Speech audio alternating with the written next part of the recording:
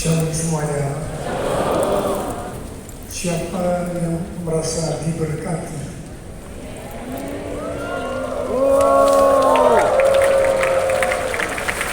Diberkati dengan apa? Dengan presentasi bagi saya yang ada di sini. Aduh, Tuhan Yesus baik. Dan kita bisa lihat cucu-cucunya Opa sekarang mulai di sini.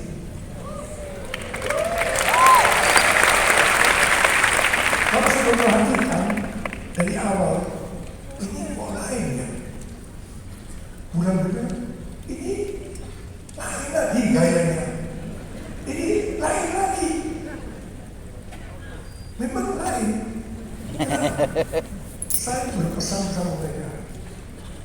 Kamu membawakan materi yang Tuhan percayakan itu dengan gayamu masing-masing.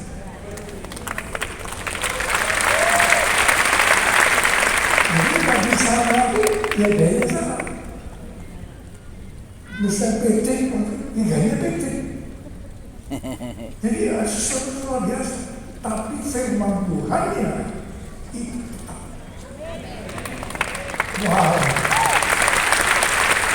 Saya lihat pada Tuhan, saya bersyukur Tuhan betapa kayanya. Saya paling bersuka cita, cucu-cucunya Opa sudah mulai tampil. Itu mulai. Ya, semua cucu. Ada yang jaga-jaga di bawah 40 tahun.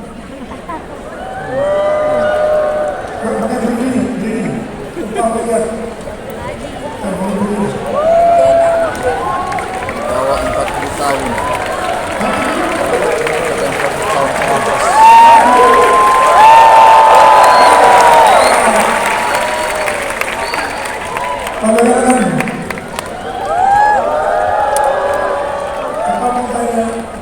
Kamu mau di sini?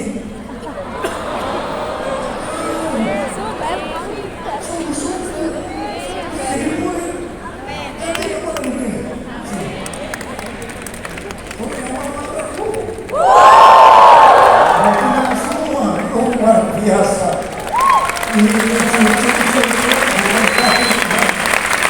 Dan hari-hari ini kamu ini yang lagi dipakai oleh Tuhan. Yang berarti yang lebih tua nggak dipakai. Kalau upahnya ya nggak jauh-jauh lah dari kamu. Tapi hari-hari ini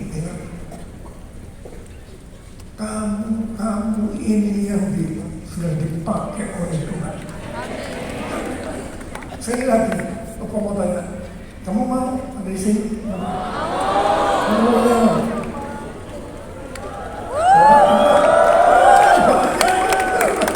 Haleluya, beri tepuk tangan buat Tuhan. Beri tepuk tangan buat Tuhan.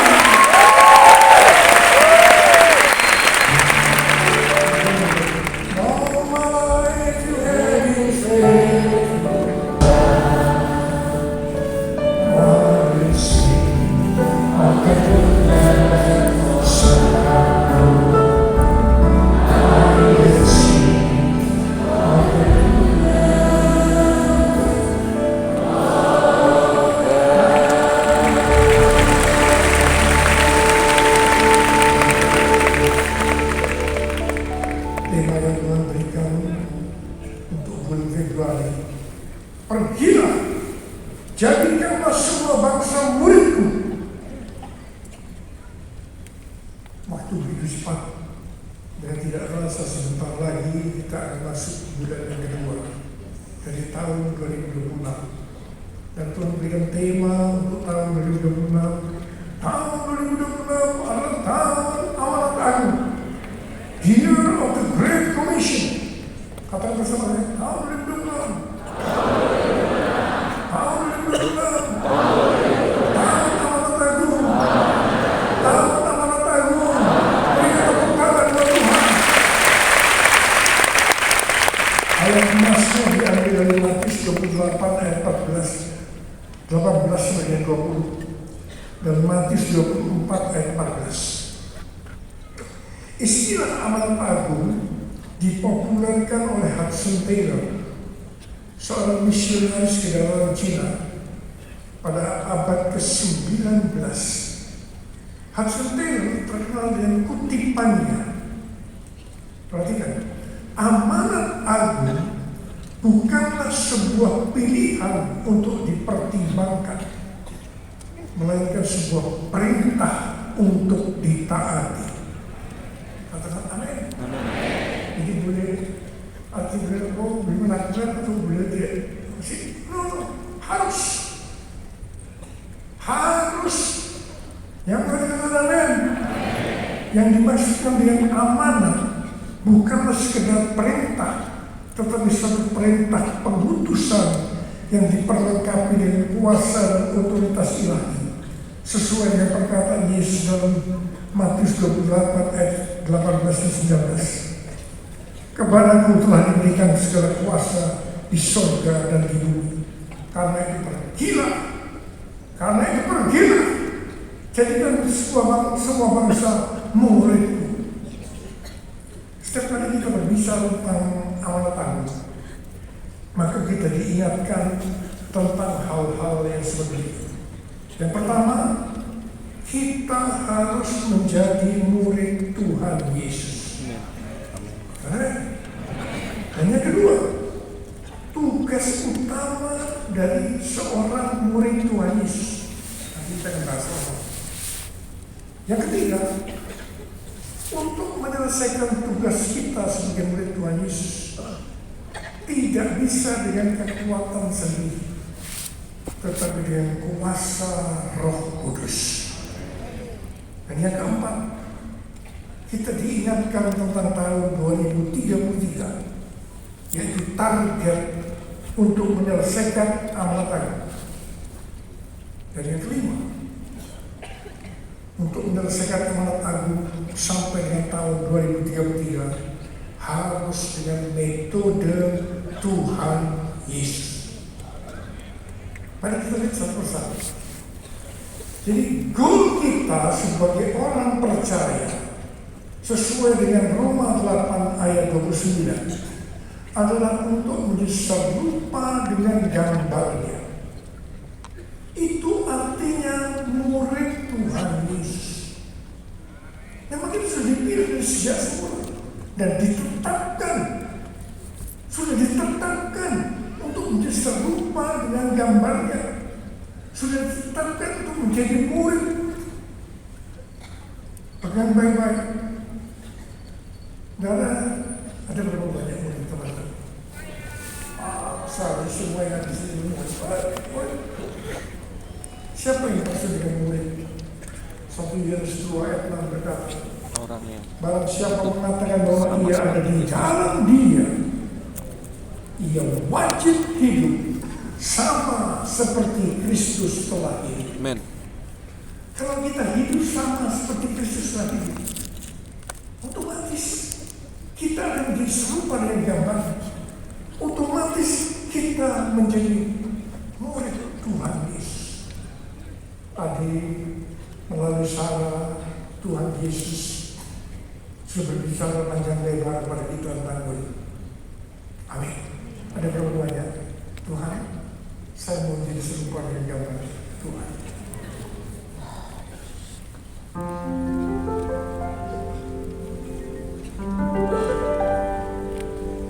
Jadi seperti Kau Yesus, menjadi seperti Kau Yesus, menjadi sempurna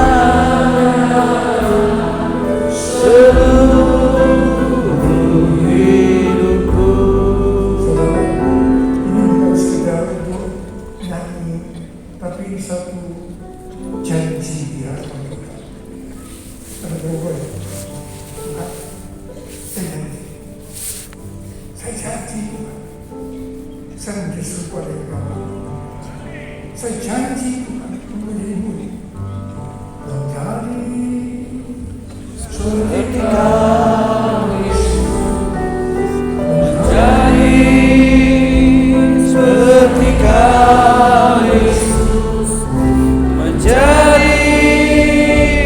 sempurna dalam seluruh hidupku, menjadi sekali seperti Kau Yesus, menjadi seperti Kau Yesus, menjadi sempurna dalam seluruh hidupku.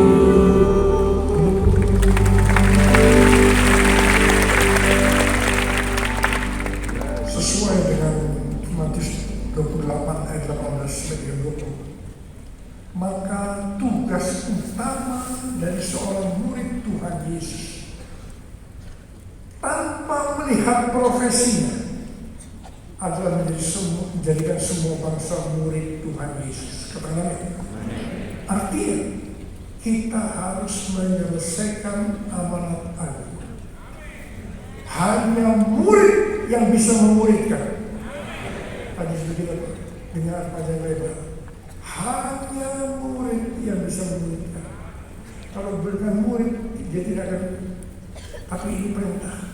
Tugas utamanya, dengan baik, tugas utama dari seorang murid menjadikan semua bangsa itu murid. Artinya menyelesaikan amanat agung. Untuk menyelesaikan amanat agung tidak bisa dengan kekuatan sendiri, tapi harus dengan kuasa Roh Kudus. Sebelum Tuhan naik ke surga, Dia memberikan pesan yang terakhir kepada murid-muridnya melalui Kisah 1 ayat 8. Kita baca sama-sama. 1, 2, 3. Tetapi kamu akan menerima kuasa kalau Roh Kudus turun di atas kamu, dan kamu akan menjadi saksiku di Yerusalem dan di seluruh dunia dan Samaria dan sampai ke bumi. Dan setelah itu Tuhan naik ke surga. Saudara, setelah itu apa yang dilakukan oleh murid-murid Tuhan Yesus? Mereka semua pergi di Yerusalem dan tinggal di kamar roti. Mengapa mereka lakukan itu? Karena Tuhan Yesus yang menyuruh. Kamu jangan meninggalkan kota Yerusalem sebelum kamu diperlengkapi dengan kuasa dari tempat ini. Mereka di sana menanti-nantikan kuasa dari tempat ini, menantikan pencurahan Roh Kudus. Apa yang mereka lakukan di sana?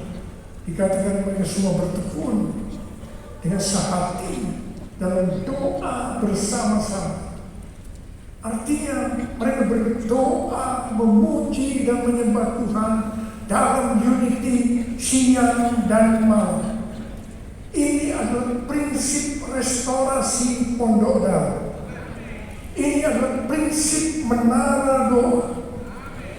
Saudara, ternyata ini sudah dilakukan oleh murid-murid Tuhan Yesus 2000 tahun yang lalu. Untuk apa? Untuk menantikan pencurahan Roh Kudus. Saudara, selama 10 hari mereka berdoa, memuji dan menyembah Tuhan dalam unity siang dan malam. Dan setelah itu pada hari raya Pentakosta, Roh Kudus turun. Dikatakan pada waktu setiap mereka berdoa, tiba-tiba terdengar seperti tiupan angin keras memenuhi ruangan itu. Mungkin seperti suara.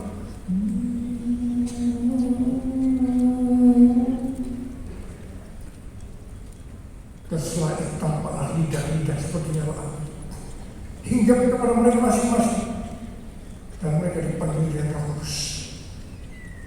Tanda awal daripada mereka yang dipenuhi dengan Roh Kudus, mereka berkata-kata bahasa-bahasa lain seperti yang diberikan oleh Roh kepada mereka untuk mengatakannya.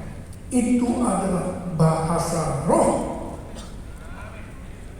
Itu adalah bahasa Roh.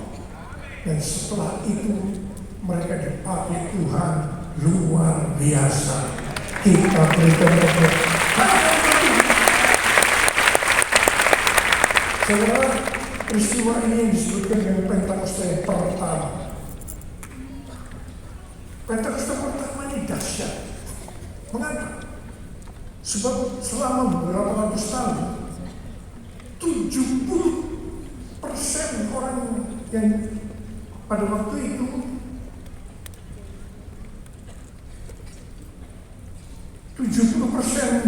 dari dunia yang dikenal pada waktu itu yang di bawah pemerintahan Kekaisaran Romawi menjadi Kristen. Wow. Tapi pertanyaannya, apakah amanat itu sudah selesai? Belum. Karena itu pada tahun 1906 kembali Roh Kudus dicurahkan dengan karakter yang sama seperti pada waktu Petrus yang pertama, yaitu dicurahkan di Azusa Los Angeles, Amerika Serikat. Seorang hamba Tuhan yang bernama William Seymour dipakai oleh Tuhan, dan peristiwa ini disebutkan sebagai Pentakosta yang kedua. Pentakosta kedua ini dahsyat. Mengapa? Karena menghasilkan gerakan Pentakosta dan karismatik yang kita kenal sekarang ini. Sekarang ini ada sekitar 700 juta orang yang diberdayakan Roh Kudus. Tapi pertanyaannya, apakah amanat agung sudah selesai? Belum. Karena itu Tuhan Yesus hari-hari ini mencurahkan rohnya yang luar biasa. Dan Tuhan berikan namanya adalah Pentakosta yang ketiga.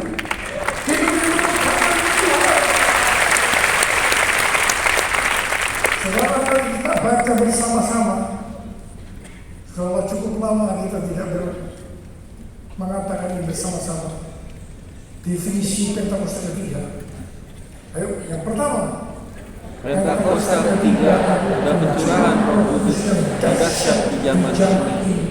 Melebihi yang terjadi di Azusa. Pentakosta ketiga akan mengakibatkan penuaian jiwa yang terbesar dan yang terakhir sebelum manusia kembali. Dan yang ketiga, Pentakosta ketiga akan membangkitkan generasi Yeremia, yaitu anak-anak muda yang dipenuhi dengan Roh Kudus, cinta mati-matian kepada Tuhan Yesus, tidak kompromi terhadap dosa, dan akan bergerak untuk memenangkan jiwa. Katakan amin. Dan yang keempat, Pentakosta ketiga lahir di Indonesia dan bergerak ke bangsa-bangsa. Gerakan ini dari timur ke barat dan kemudian kembali ke Yerusalem. Yang kelima, Pentakosta ketiga akan memberikan kuasa untuk menyelesaikan amanat agung. Dan setelah itu Tuhan Yesus datang kembali. Kita bertepuk tangan dan Tuhan.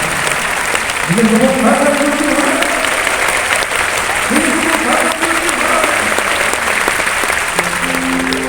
Api Pentakosta Berkuasa, api Pentakosta menyala, api Pentakosta menyala, api Pentakosta menyala, api Pentakosta menyala, api Pentakosta ketiga, api Pentakosta ketiga, api Pentakosta ketiga.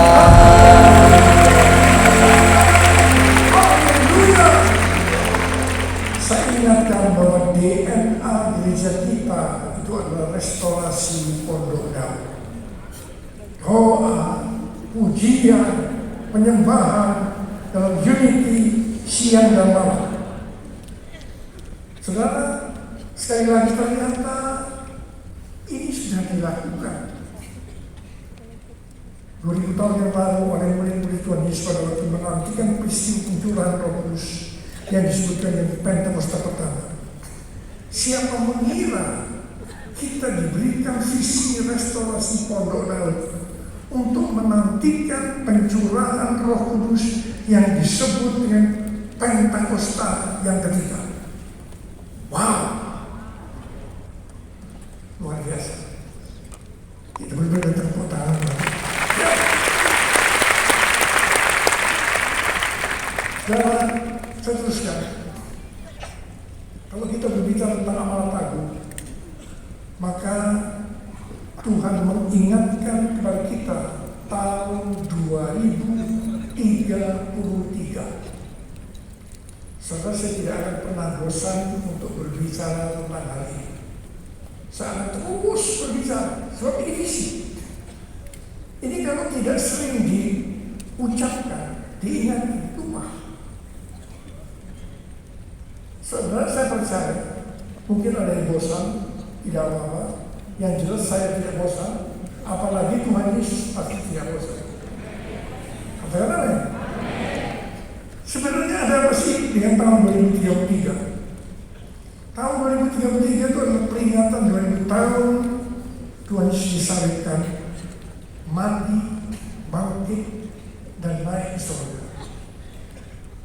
Kemudian peringatan 2000 tahun pencurahan Roh Kudus yang berarti hari ulang tahun gereja yang ke-2000.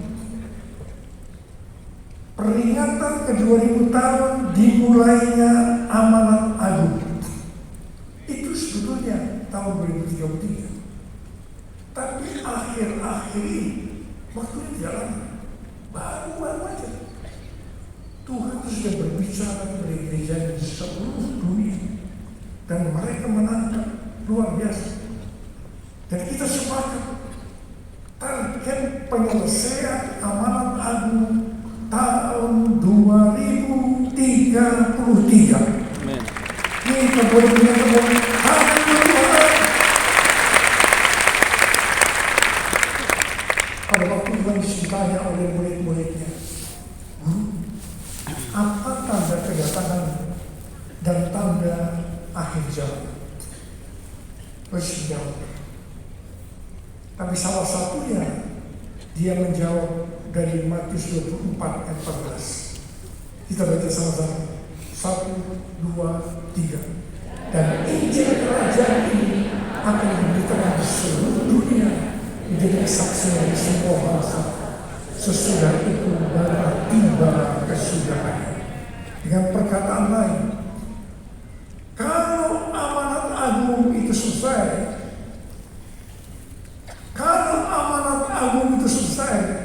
sesudah itu barulah tiba kesudahannya.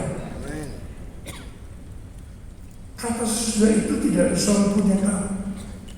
Itu bisa 1 hari, 1 minggu, 1 bulan, 1 tahun, beberapa tahun. Tapi yang jelas tidak akan lama. Tidak akan lama. Sebab Tuhan Yesus berkata, aku datang segera.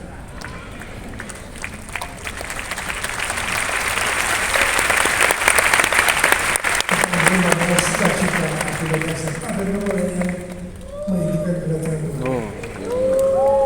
Kalau saya merindukan, saya sangat merindukan kedatangan Tuhan. Tiap hari saya tidak akan pernah lupa, Tuhan datanglah segera. Tuhan datanglah segera. Tuhan datanglah segera. Hosana, Hosana.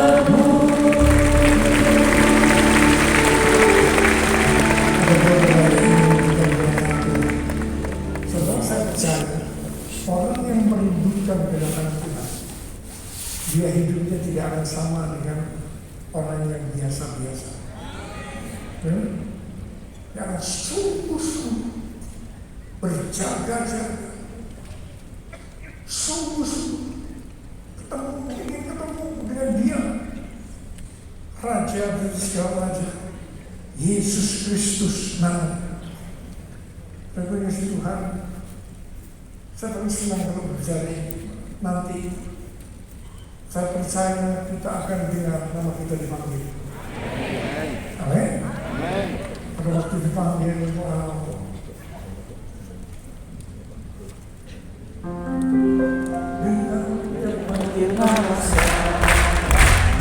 Benar dia panggil namamu, benar dia panggil nama saya, benar dia panggil namamu. pada waktu nama kita dipanggil, kita akan menjawab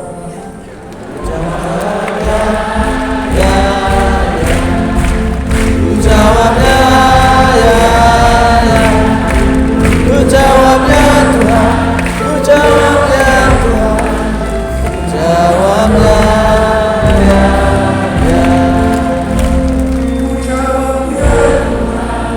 ku jawabnya Tuhan, ku jawabnya.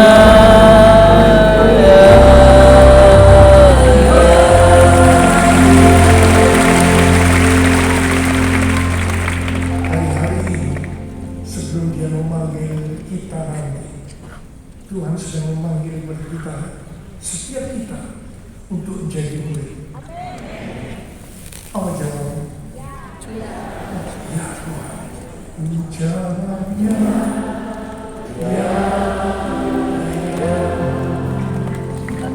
Jawabnya, Tuhan, saya menjadi murid Tuhan. ku jawabnya Tuhan, ku jawabnya Tuhan, ku jawabnya.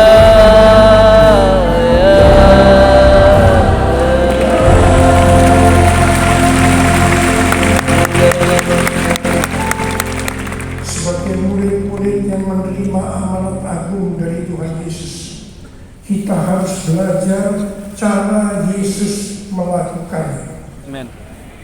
Amin. Amen. Sehingga kita bisa menjangkau dunia dalam 7 tahun ke depan sampai tahun 2033. Saudara, tinggal 7 tahun. Tinggal 7 tahun.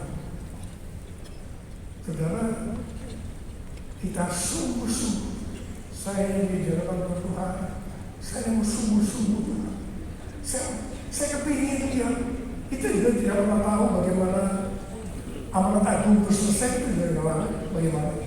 Tapi yang jelas, yang saya mengingatkan kepada saudara, untuk jadi murid tidak gampang.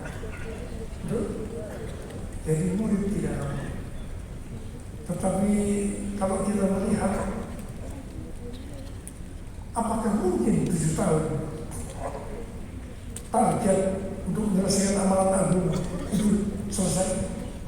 Mungkin Tuhan. Apakah mungkin? Mungkin. Mungkin. Itu Tuhan yang kasih. Tuhan yang kasih. Saudara, saya ingat bulan yang lalu bagaimana kesaksian Billy waktu menghadiri AKI, Advancing the Kingdom Initiative di Louisiana bulan November, sama Irwan juga, ya. Pada waktu itu, maka yang saya terkesan setelah mereka berunding yang datang 400 hamba Tuhan mewakili dunia, karena 102 negara mewakili 180 juta orang, dan mereka sepakat nomor 1 yang harus dilakukan apa? Doa, puasa, mengandalkan Roh Kudus. Kita berdoa. Saudara, ini penting. Doa, sebentar, doa, puasa, mengandalkan Roh Kudus. Saya percaya kita jangan pakai program, artinya jangan bukan jangan mengandalkan program, tapi yang diandalkan dia. Doa, ujian, menyembah, sama-sama lebih bisa puasa, mengandalkan Roh Kudus. saya diingatkan ada seorang hamba Tuhan yang bernama W. Tozer. Itu awal abad ke-20 ya. Dan ini pernyataan ini disipir juga oleh Billy Graham. Apa yang dia katakan? Dia ngomong begini, kalau Roh Kudus diangkat hari ini, maka 95% dari gereja itu akan tetap berjalan seperti biasa. Menyedihkan atau menggembirakan? Menyedihkan. Bisa bertanya soal menyedihkan atau menggembirakan? Menyedihkan.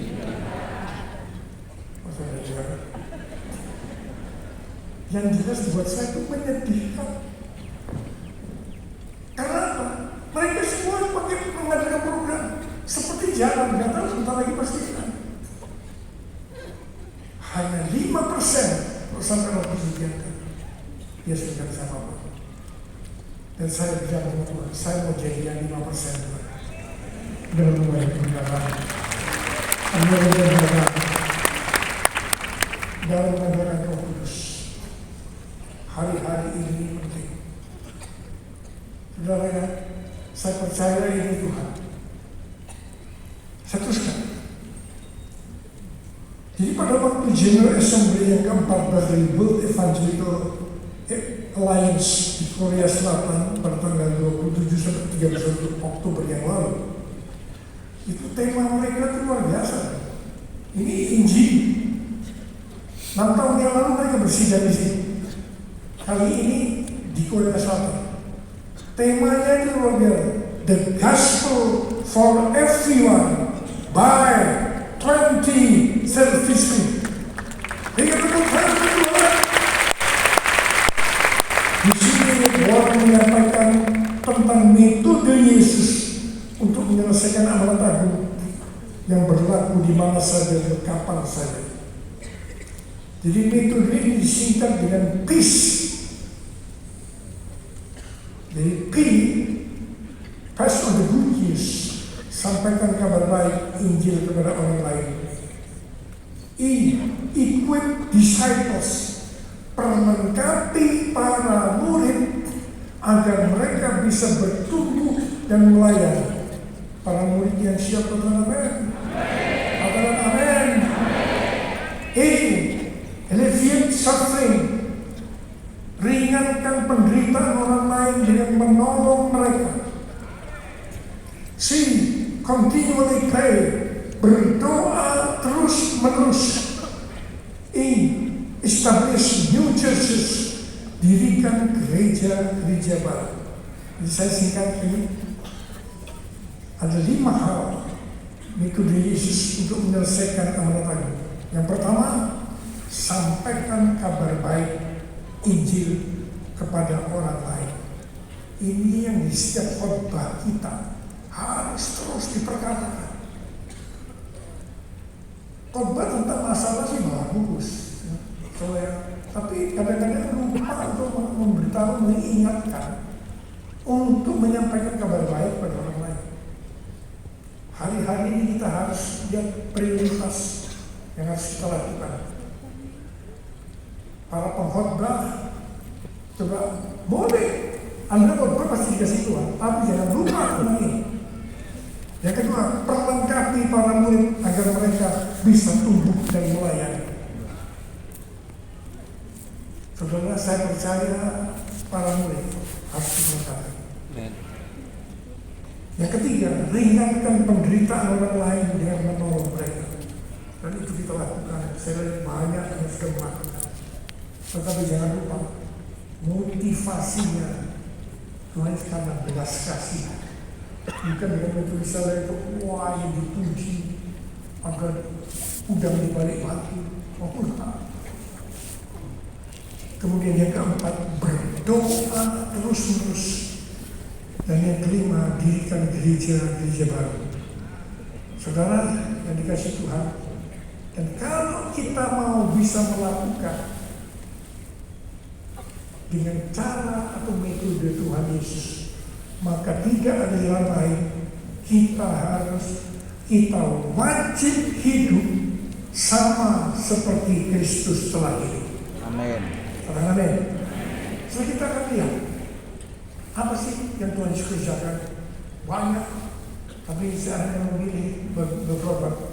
Yang pertama yang saya lihat ini luar biasa. Segala sesuatu dimulai dengan doa. Tuhan Yesus memulai hari itu dengan doa. Dan Tuhan Yesus berkata, apa yang dia katakan, apa yang dia lakukan, itu semua dari Bapa.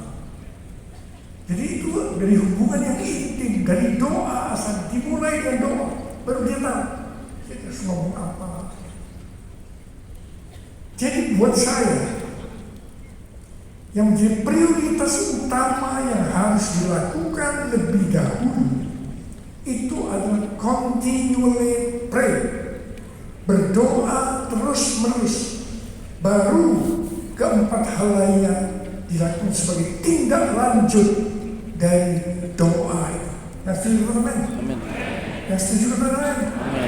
Jadi sekali lagi, peace dibuat sebagai singkatan supaya mudah diingat, bukan sebagai urutan metode yang baku atau harus dilakukan secara berurutan. Tapi nomor satu, seperti tadi,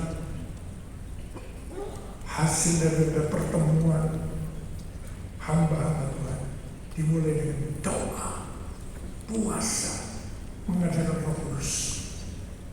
Katakan amin. Katakan amin. Amin.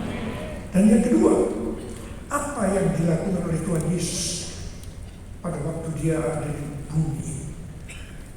Dia memberikan contoh dalam hal memberi. Ini penting. Saudara, saya mau ingatkan, kita itu diselamatkan, kita itu mendapatkan keselamatan oleh karena Tuhan Yesus memberikan nyawanya buat saudara, buat saya. Kita kadang-kadang terlalu biasa. Tuhan mati buat kita. Amin. Amin. Tapi terus terang ketika saya menuliskan ini, tiba-tiba Tuhan menyempak saya. Saudara, saya diingatkan, itu sering nyanyikan lagu ini. I never know how much it's wrong to see my sin upon the cross. I never know how much it's wrong to see my sin upon the cross. Saudara, saya merasakan penulis lagu ini. Dia nggak bisa ngerti apa Tuhan Yesus berbuat seperti itu untuk menyelamatkan kita, untuk menghapus dosa. Dia memberikan nyawanya, dengan darahnya dia membeli saudara dari saya dari tangan iblis. Darah memberi. Seperti tadi kalau kita ngomong memberi langsung, wah ingat uang. Itu salah satu. Jesus. Ya Jesus. Mari kita renungkan sebentar. Renungkan sebentar apa yang kita renungkan. Apa yang Tuhan Yesus berikan buat saudara dan saya.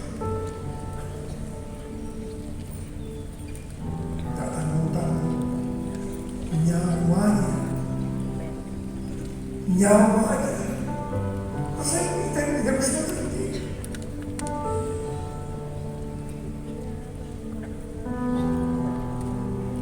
Dan Tuhan Yesus mengajar kepada kita untuk juga memberi. Kalau dia memberikan nyawanya, itu luar biasa. Kita memberikan apa?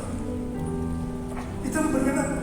Malah Tuhan Yesus yang buat saya luar biasa. Dia nuntun kita. Kita baca sama-sama Lukas 6 ayat lapangan. 1, 2, 3. Berilah dan kamu akan diberi.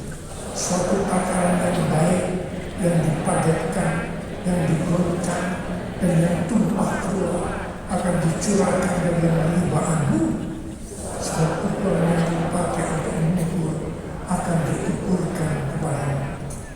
Saya kadang-kadang saya mikir, ini luar biasa. Tuhan Yesus yang memberi, tapi Dia nuntut kita. Kamu harus beri. Sebab kamu akan diberi. Dan yang luar biasa, suatu takaran yang baik. Nih takarannya. Kita memberi. Ya, saya memberi. Katakan beli beras. Takarannya ini. Kita cendok misalnya. Tuhan, saya kesempatan. Tapi yang luar biasa, Tuhan itu memberitahu kepada kita caranya Dia mengembalikan kepada kita kalau kita memberi. Bukan lain. Suatu takaran yang baik. Ini takarannya ini. Katakan Tuhan Yesus akan mengembalikan beras juga kepada kita. Takarannya ini. Tapi nggak seperti kita, kan? Ini Tuhan. Ya. Manusia dipadatkan. Turun nggak permukaannya? Tentang lagi. Padatkan lagi. Masih ada? Tambah lagi. Koncang-koncang. Turun nggak permukaannya? Turun. Tambah lagi. Dan yang tumpah keluar. Terus tumpah. Dibiarkan tambah lagi. Itulah yang akan dicurahkan ke dalam pangkuan kita.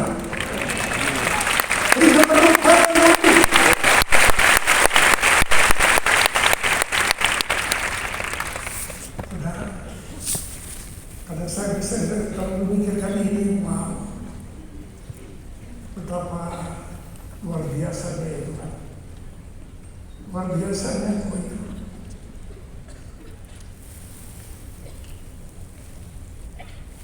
Saudara kasih Tuhan. Kita boleh nyanyi. Ku mau hidup turun ku mau memberi semua yang ku dapat berikan. Ku mau cinta Dia lebih dari semua. Ku tak dapat membalas kasih-Nya. Ku mau hidup seluruh kehendak Tuhan. Ku mau memberi semua yang ku dapat berikan. Ku mau cinta Dia lebih dari semua.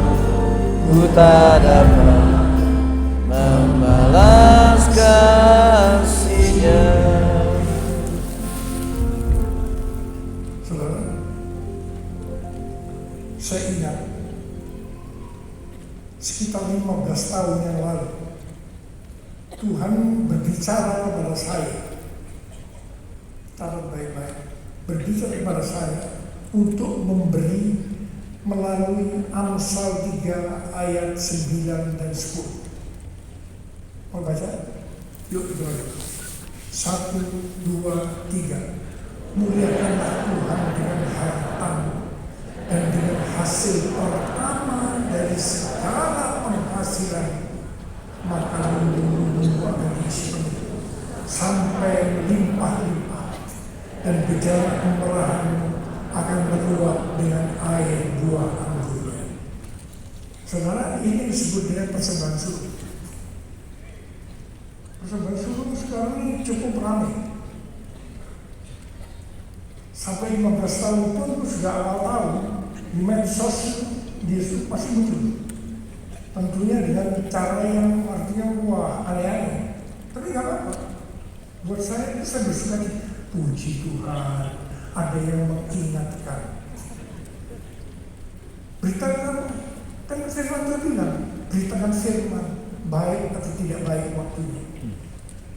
Dengan baik atau tidak baik motivasinya.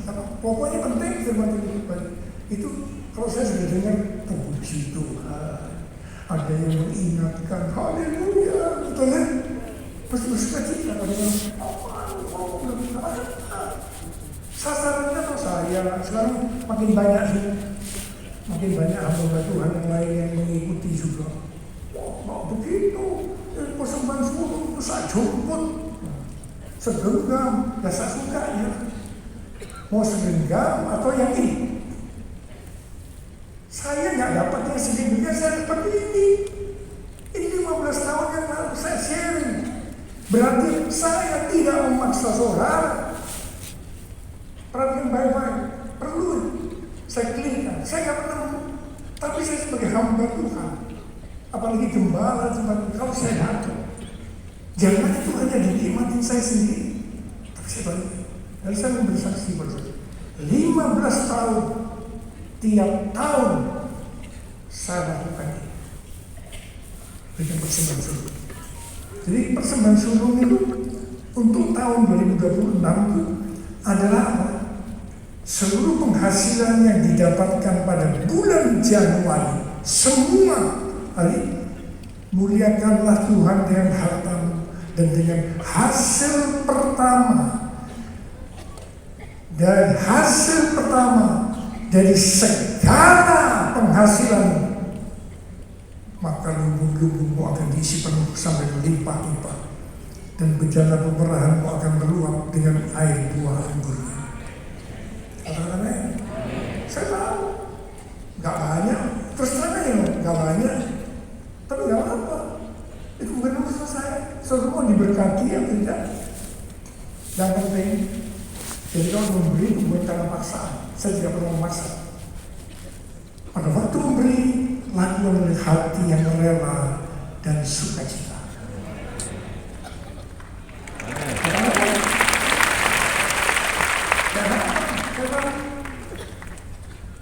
Karena itu mungkin di luar itu bukan dari orang luar, dari kita sendiri, dunia dulu dan sekarang. Tapi nggak apa-apa. Tapi perlu saya memberitahu kepada saudara. Wah Pak Niko hari ini sepertinya memberi dicocok-cocokkan. Terserah. Saya mengingatkan kepada kita semua. Mau diberikan seperti itu? Mau ngasih sak jemput? Silakan. Berapa saat? Terserah. Yang mana? Yang penting saudara dikasih Tuhan. Jadi sesuai dengan Amsal 3 ayat 9 10, maka diterjemahkan bahwa persembahan sulung untuk tahun 2026 adalah seluruh penghasilan yang didapatkan pada bulan Januari 2026 dan diberikan pada bulan Februari tahun 2026. Saya beritahu, selama 15 tahun saya melakukan ini. Tidak pernah. Dan janji Tuhan benar. Jadi bukan hanya janji tinggal janji, no. Benar. Saya diajak aja. Berani kalau udah berani nggak usah. Di tengah-tengah kesulitan itu perlu kita melakukan ini. Cuma itu aja. Sekali lagi, tolong Pak Niko tidak pernah memaksa. Amin. Saya hanya menyampaikan firman itu buat saya.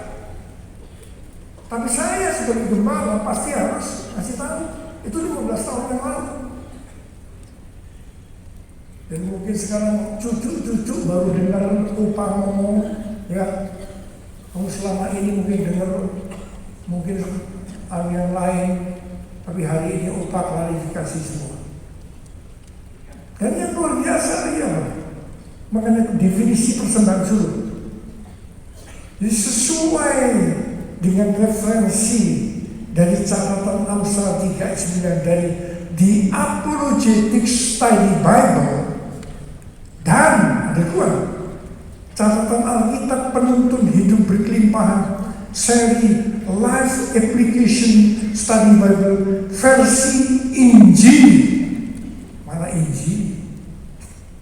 Mengatakan persembahan suluk adalah hasil pertama yang merupakan hasil terbaik secara kualitas maupun kuantitas. Hasil pertama dari kita, bukan sisa-sisa. Jadi bukan nanti setelah dipotong biaya hidup dan sebagainya. Untung kalau plus, kalau minus gimana? Ini Tuhan, saya persembahkan 2 sulung saya minus. Ya. Belum dipotong apa-apa, dapat ini, tidak dipotong, itu artinya ini persembahan suluk. Sekali lagi, upah tidak pernah memaksakan. Sebab orang memberi itu dengan rela dan sukacita, baru diberkati. Kalau Tuhan Yesus memberikan seperti itu nyawanya, kita ngasih perpuluhan aja dipermasalahkan. Wah, apa itu kira-kira ya terbalik kan? Hari ini, wah Pak Niko lagi mencocok-cocokkan, itu biasa. Belum cocok, itu firman. Memang firman itu akan dipuntir-puntir begini. Firmannya Tuhan Yesus dipuntir-puntir, apalagi saya. Tapi yang penting, saudara semua, kalau nggak berani ngasih, diam aja. Udah. Tapi nggak perlu artinya membuat alasan-alasan yang seolah-olah kalau memberi itu tidak alkitabiah. Salah, itu alkitabiah. Yang diambil itu yang mana? Yang 1, 3, 9, 10. Saya nggak mau yang mana itu. Rupanya saya ngomong tentang persembahan sulung tahun ini agak panjang lebar. Amin.